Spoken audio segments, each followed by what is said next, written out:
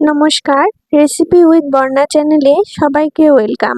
সন্ধ্যা হলে তো আমাদের কিছু চটপটা খেতে ইচ্ছা করে, কিন্তু রোজ তো বাইরের থেকে কিনে খাওয়া সম্ভব হয় না। তাই আজ চলো বাড়িতেই বানিয়ে ফেলি বেগুনের চাট। এই জন্য প্রথমেই আমাদের একটা গ্রেভি তৈরি করে নিতে হবে। তার জন্য নিয়েছি 3টে মিডিয়াম সাইজের আলু, তাকে খোসা ছাড়িয়ে মাঝখান থেকে ভাগ করে নিয়েছি। নিয়েছি 5টা পাকা টমেটো। সবজিগুলিকে ভালো করে ধুয়ে একটি বাটিতে জল দিয়ে ঢাকা দিয়ে 10 মিনিটের জন্য সেদ্ধ করে নেব। ফিরে আসছি 10 মিনিট পর। আমার আলু আর টমেটো দুটোই ভালো করে সিদ্ধ হয়ে গেছে। এবার টমেটোগুলির খোসা ভালো করে ছাড়িয়ে একটি মিক্সার গ্রাইন্ডারে নিয়ে নেব। সাথে ঝালের জন্য দিয়ে দেব 2টো কাঁচা লঙ্কা। তোমরা তোমাদের পছন্দ অনুযায়ী ঝালটা দেবে। এবার একটি ফাইন পেস্ট বানিয়ে নেব।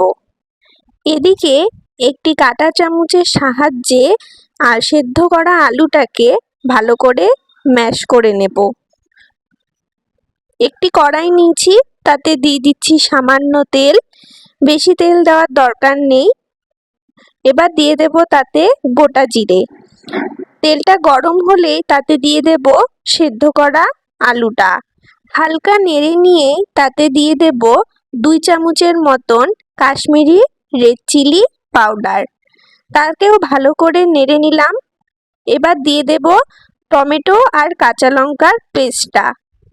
সাথে দিয়ে দেব 1 টেবিল চামচ নুন, 1 টেবিল চামচ চিনি ও হাফ টেবিল চামচ হলুদ গুঁড়ো।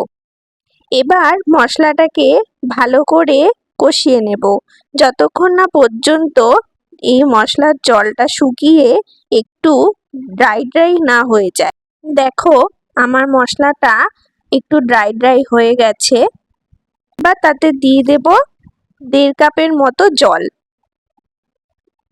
জলটা দিয়ে ভালো করে নাড়াচাড়া করে একটু গ্রেভি করে নেব। খেয়াল রাখবে যেন এটা বেশি পাতলা না হয়ে যায়। আমাদের এটা কিন্তু একটু ঘনই হবে। এবার হালকা হাতে এটাকে ভালো করে জলের সাথে মিশিয়ে নিয়ে একটু ফুটতে দেব। ফুটে এলেই একটু নাড়াচাড়া দিয়ে তাতে এবার দিয়ে দেব 1 টুকরো বাটার এবং সামান্য ধনেপাতা কুচি। ব্যাস, আমাদের কিন্তু গ্রেভি তৈরি। এই গ্রেভিটা যে কোনো চাটের সাথেই খেতে অসাধারণ লাগে। তোমরা কিন্তু অবশ্যই একবার বাড়িতে ট্রাই করে দেখতে পারো।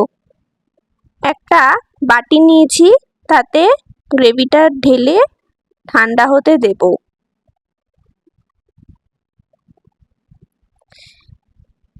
নিয়েছি একটা বেগুন।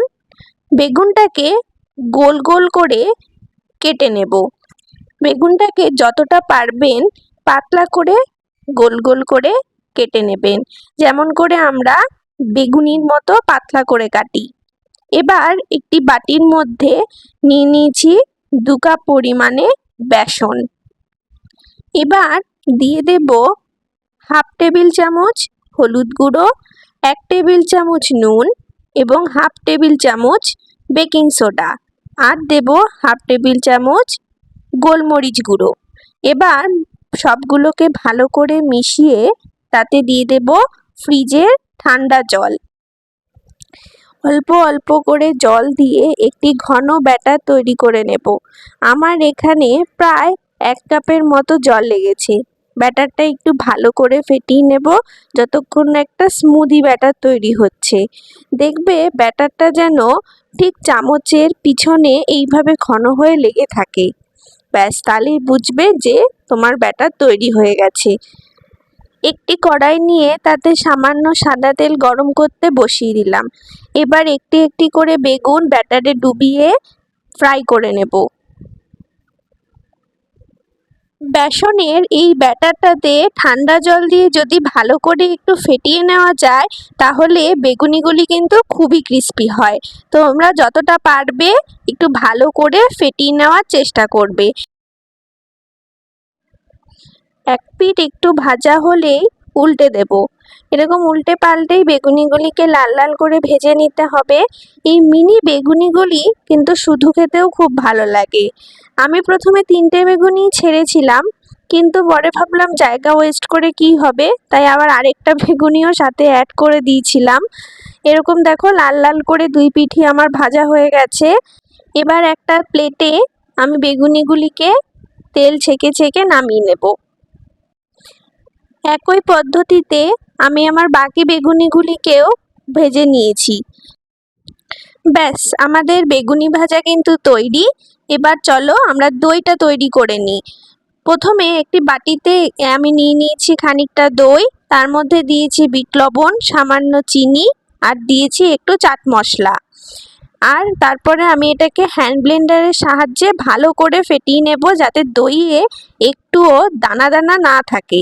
একদম ভালো করে স্মুথভাবে ফেটিয়ে নিতে হবে। চাটের কিন্তু সমস্ত প্রিপারেশনই আমাদের তৈরি। এবার শুধু চাটটা সাজানোর বাকি রয়েছে। একটা প্লেট নিয়ে তাতে এবার বেগুনিগুলিকে প্রথমে সাজিয়ে নিলাম। এক ঝলকে দেখে নাও আমাদের কি কি লাগছে। প্রথমে নিয়েছি টক দই, তেঁতুলের চাটনি, ঝুরি ভাজা, নিয়েছি টমেটো আলুর গ্রেভিটা। তারপর বেগুনের ওপরে প্রথমে টমেটো আলুর গ্রেভিটা দিয়ে সাজিয়ে নিচ্ছি। একটু বেশি করেই আমি দিচ্ছি। এই গ্রেভিটা অন্য যে কোনো চাটের ওপরে দিয়ে খেতেও কিন্তু খুব ভালো লাগে। এরপর আমি দেব যে টক দইটা আমি ফেটিয়ে রেখেছিলাম, সেই টক দইটা।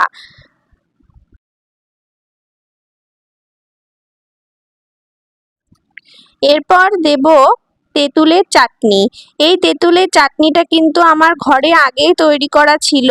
তোমরা যদি চাও তাহলে আমি কিন্তু এই তেঁতুলের চাটনির রেসিপিটাও তোমাদের সাথে অবশ্যই একদিন শেয়ার করব। তারপরে ওপর থেকে দিয়ে দিচ্ছি সামান্য ঝুরি ভাজা।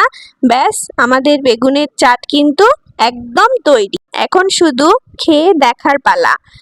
একবার অবশ্যই বাড়িতে এই রেসিপিটা বানিয়ে দেখো, আশা করছি খুব ভালো লাগবে।